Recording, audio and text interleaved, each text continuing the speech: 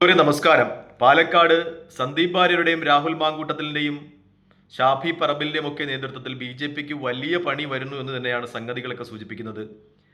കേരളത്തിൽ ആദ്യമായി ബി.ജെ.പി അധികാരത്തിലെത്തിയ പാലക്കാട് മുനിസിപ്പാലിറ്റി അത് ബി.ജെ.പിക്ക് നഷ്ടപ്പെടുവാനുള്ള സാഹചര്യം അടുത്ത തദ്ദേശ സ്വയംഭരണ തെരഞ്ഞെടുപ്പിൽ ഉണ്ടാകും എന്ന് തന്നെയാണ് അവിടുത്തെ രാഷ്ട്രീയം വീക്ഷിക്കുന്ന ആളുകളും അവിടവുമായി ബന്ധപ്പെട്ട ആളുകളും ഒക്കെ പറയുന്നത്. കാരണം ബി.ജെ.പിയുടെ പാർലമെന്ററി പാർട്ടി പാലക്കാട് മുനിസിപ്പാലിറ്റിയിലെ പാർലമെന്ററി പാർട്ടി നെടുകെ പിളരുവാനുള്ള സാധ്യതകൾ ചർച്ച ചെയ്യപ്പെടുകയാണ്.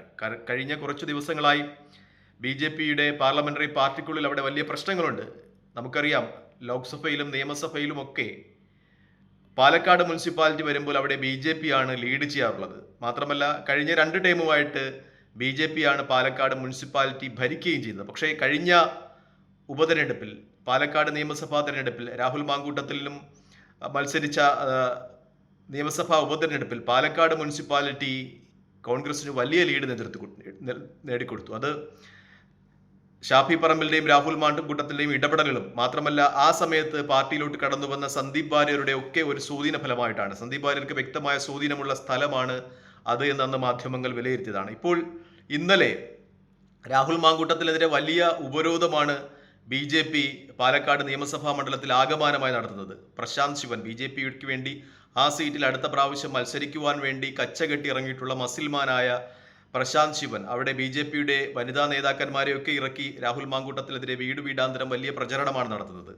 പക്ഷെ ഇന്നലെ രാഹുൽ മാങ്കൂട്ടത്തിൽ പങ്കെടുത്ത ഒരു ഔദ്യോഗിക പരിപാടിയിൽ ആദ്യമായിട്ട് ഏതെങ്കിലും ഒരു പാർട്ടിയുടെ ജനപ്രതിനിധി രാഹുൽ മാങ്കൂട്ടത്തിനെതിരെ ഈ ആരോപണം ഉന്നയിക്കപ്പെട്ടതിന് ശേഷം കോൺഗ്രസിന്റേതോ അല്ലെങ്കിൽ യു.ഡി.എഫിന്റേതോ അല്ലാത്ത ഒരു ജനപ്രതിനിധി പങ്കെടുക്കുന്നു എന്നൊരു പ്രത്യേകതമായി ബി.ജെ.പിയുടെ പാലക്കാട് മുനിസിപ്പാലിറ്റി ചെയർമാൻ പ്രമീള ശശിധരൻ പങ്കെടുത്തു എന്ന വാർത്ത മാധ്യമങ്ങൾ ചൂണ്ടിക്കാണിക്കുകയാണ്. കാരണം പ്രമീള ശശിധരനെ സംബന്ധിച്ച് കഴിഞ്ഞ ദിവസം അവരുടെ പാർട്ടിക്ക് കൗൺസിലറുള്ള മറ്റൊരു കൗൺസിലറിൽ അവിടെ ഒരു യോഗം നടന്നിട്ടുണ്ടായിരുന്നു. അവിടെ പങ്കെടുത്തിട്ടുണ്ടായിരുന്നത് പി.ടി. ഉഷയാണ്, നമ്മുടെ പഴയ അത്ലറ്റിക്കായ പി.ടി. ഉഷ. അവരിപ്പോൾ ബി.ജെ.പിയിൽ ചേർന്ന് രാജ്യസഭാ എം.പി ആണ്. അവിടെ ഒരു യോഗത്തിൽ പങ്കെടുത്തു. അവിടെ ബി.ജെ.പിയുടെ കൗൺസിലറാണ് ഉണ്ടായിരുന്നത്. എന്നിട്ടും ഇവരെ ഈ യോഗത്തിൽ പങ്കെടുപ്പിച്ചില്ല, ഈ പ്രമീള ശശിധരനെ.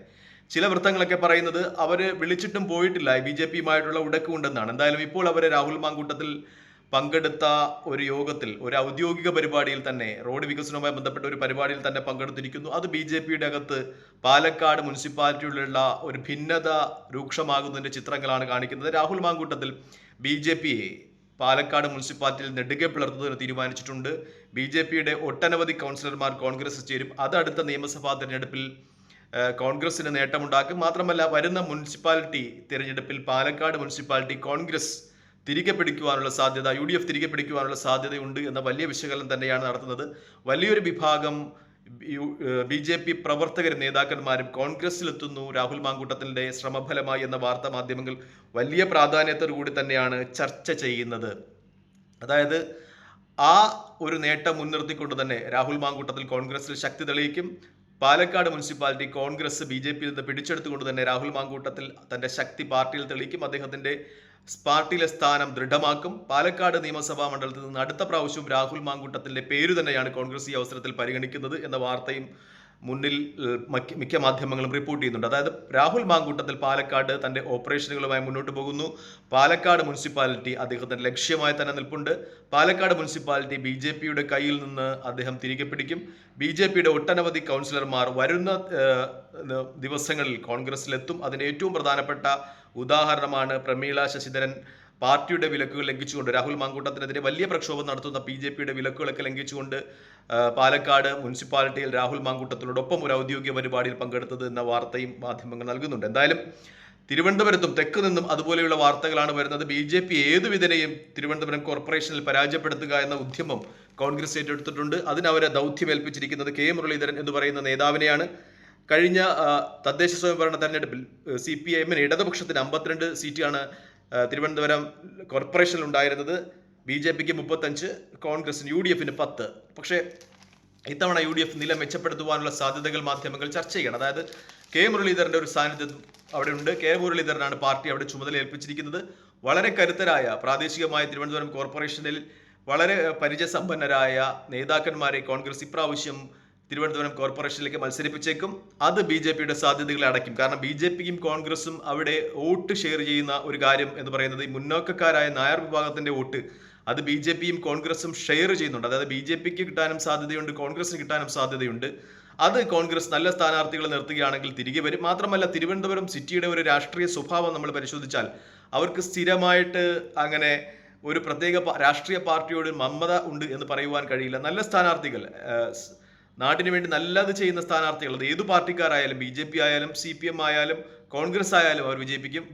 ശശി തരൂരിന്റെ കാര്യമെടുത്താൽ അത് ലോക്സഭയിൽ വരികയാണെങ്കിൽ ശശി തരൂരാണ് മിക്ക സ്ഥലങ്ങളിലും ലീഡ് ചെയ്യുന്നത്.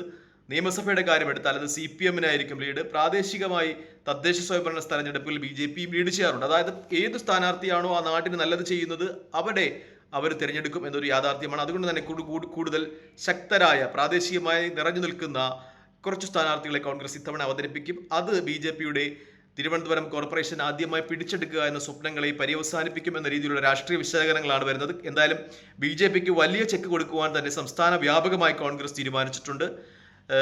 മാത്രമല്ല ഇങ്ങനെ ചെയ്യുന്നതിന് ഏറ്റവും പ്രധാനപ്പെട്ട ഒരു കാര്യം കൂടിയുണ്ട് എന്ന വിശകലന മാധ്യമങ്ങൾ നടത്തുകയാണ്. കാരണം സന്ദീപ് വാര്യർ കോൺഗ്രസിൽ എത്തിയതോടുകൂടി BJPയിലെ യുവജന നേതാക്കന്മാർ ആകർഷകരാകുന്നുണ്ട്, കോൺഗ്രസിലേക്ക് എത്തണമെന്ന് ആഗ്രഹിക്കുന്നുണ്ട്. കാരണം BJPയിൽ ഒരു രാഷ്ട്രീയ സ്പേസ് ഇല്ല. BJPക്ക് A ക്ലാസ് മണ്ഡലങ്ങൾ എന്ന് പറയുന്നത് 3-4 മണ്ഡലങ്ങൾ മാത്രമാണ്. തിരുവനന്തപുരത്തെ നേമം, പിന്നെ മഞ്ചേശ്വരം, കാസർഗോഡ്, പാലക്കാട് മുതലായ മണ്ഡലങ്ങളാണ്. അവിടെയൊക്കെ സ്ഥിരമായിട്ട് 1-2 ആളുകൾ മാത്രം മത്സരിക്കുകയാണ്. കൃഷ്ണകുമാർ പാലക്കാട് സ്ഥിരമായി മത്സരിക്കുന്നു.